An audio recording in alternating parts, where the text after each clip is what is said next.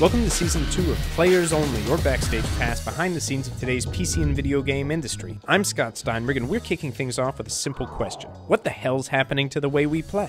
With job losses mounting, studios folding, and even top franchises in jeopardy, we ask industry leaders in the first of a special two-part series, has Judgment Day arrived? Armageddon, no way. The video game business is doing great. I mean, if you want to, everybody talks about recession-proof, right?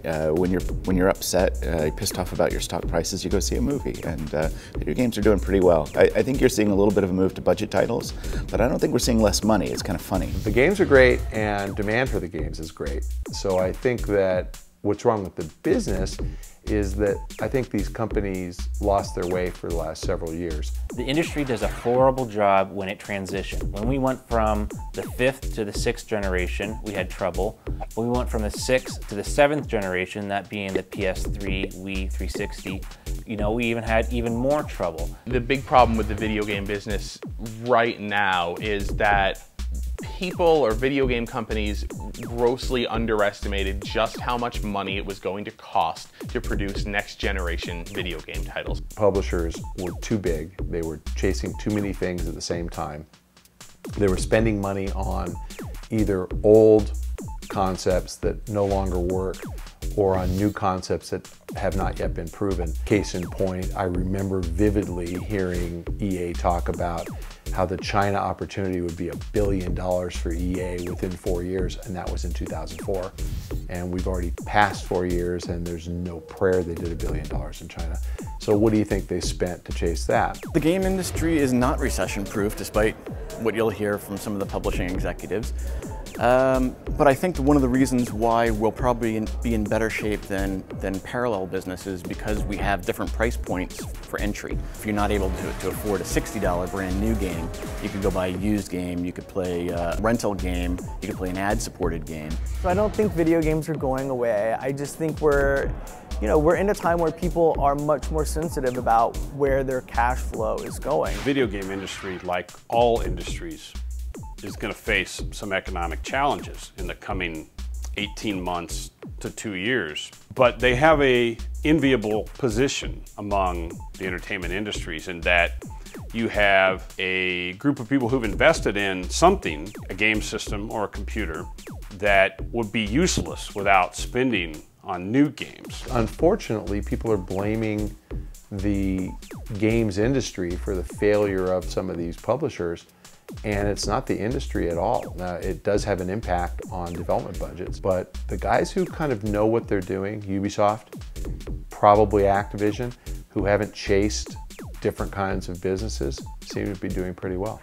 Okay, so maybe it's not game over just yet, but what's devastating everyone's stock of extra lives? 2008, revenue numbers are up over 2007, and even the January numbers are up over last January. So aggregate, the industry is doing well, but the challenge is that those results are not evenly distributed. So some companies are doing particularly well, and then a lot of companies are really not doing good at all. Games become increasingly more expensive, so the bets become bigger. You have to put out a lot more money to try to have quality, and there's also so many more games nowadays. If you go look at your local retailer on the shelf, it's just crazy and it's hard to stand out. And also the retail model is fundamentally broken. It's very hard to sort of get your game on the shelf, and when it is, how long does it stay on the shelf? And then people are on to the next thing. The current developer-publisher model is flawed from the developer's perspective because the developer creates almost all the value, and the publisher captures almost all of that value. Look at Guitar Hero. I mean, Guitar Hero 3, $1 billion in sales from one game. Who got the $1 billion? Not the Neversoft guys, not the Red Octane guys, not the Harmonix guys, Activision. Advances against royalties. That model is absolutely a model that has seen its day, and it's time for reform. A model that says, hey, when the money is paid back from wherever the money came from, then money is shared, is a model that's starting to emerge, and it will ultimately, I think, be the model that succeeds. Hey, sharing's good, but nobody ever said that life was fair. So we asked some of today's most outspoken insiders, who'll be on top when the dust settles? The types of companies that I think are going to have the best success in the years to come are not going to necessarily be the big Goliaths. You know, we look at it historically. We go, well, it'll be Intel, and it'll be Microsoft, and it'll be. I think that's changing. The more that we look at companies that marginalize themselves into profit zones only, where the mantra would be profit, profit, profit, or something like that, are going to lose to the more innovative, smaller operations that are forcing themselves to have to be more efficient, to have to be more clever, to have to engage the audience more deeply. The companies that best poised to survive long term will be those that don't have to rely on retail. So I think that a company like Valve will be, that if you have a digital distribution system. So I think that both, the 360 and the PlayStation Network, those downloadable options will become bigger, and those companies that will be adaptive to that manner of distribution will have more successes. There really are a lot of opportunities for developers and publishers, game companies, who might take a new approach at things. Let's say who go on iPhone or use some of the Asian models like free-to-play approach, where you can play the game for free, but you pay to download small items in the game or whatever. And so there's still a lot of opportunity, a lot of success that's happening out there, just perhaps not in the most traditional sense. We've also been seeing that quality scores are playing a much bigger role in driving sales. So for a publisher or developer or the industry as a whole to really achieve success during these times, they're going to have to focus more on delivering higher quality and better titles. It's like the wild, wild west out there. It really is. We're still learning everything as we go, and as things get bigger, we're going to have to learn very, very quickly, because those who succeed will really, really do well, and those who fail will completely burn a lot of money and go home crying. Speaking of sob stories, it makes you wonder, between rising costs, shrinking quality standards, and even the option to use your own body as a controller, is there really a future for dedicated systems? And at current prices, will anyone mourn them if they're gone? I'm not sure if there's a future in set-top consoles, honestly.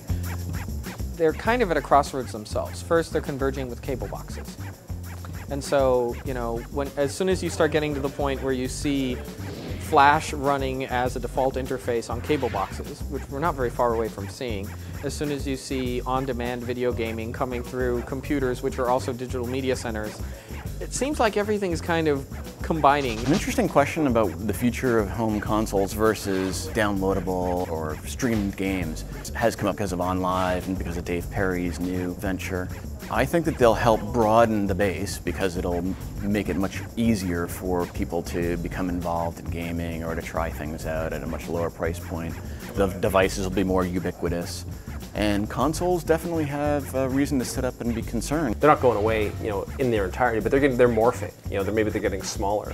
Maybe they're getting embedded into your television. Really, the whole concept of playing anywhere, I think, is going to continue to evolve what a console is. The whole downloadable angle is something very interesting. It's eventually going to happen. I mean, you're kind of seeing it now. Certainly like Steam is a perfect example. They're showing that it can be done, it can be successable, but I think technology is going to take a lot of time to catch up. Video-based delivery, I believe, has a limitation because the amount of data we need today's type of resolution of games, we will be available in 2 to 3 years only in a globally massive way. I believe consoles will have an extra for a while because of that. My personal prediction is that when we look at the future of games at retail, we don't see it. All of the cost that goes into those retail games is not necessarily adding up to a better experience. And so it's going to be very hard for retailers to keep on encouraging people to build such big games to be sold at the shelf to cover all those extra costs that the gamer doesn't care about at all. In 5 years, it will be like trying to find vinyl in music. And that's a wrap. Check back next time as we attempt to find out where the business is headed and whether or not this really is the end of gaming as we know it.